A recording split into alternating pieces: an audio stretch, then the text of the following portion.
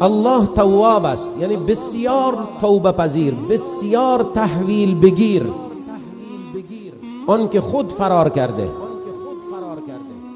الله که از ما جدا نمیشه، الله که قهر نمیکنه،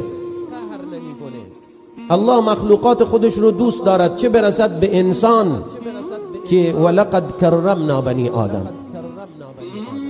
این ما هستیم که بی ادبیم، این ما هستیم که قدر ناشناسیم، این ما هستیم که گستاخیم.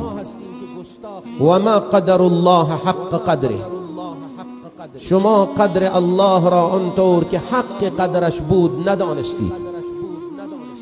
زمین در قبضه الله هست روز قیامت و آسمان پیچیده شده در ید قدرت الله هست روز قیامت. او بی نیاز است،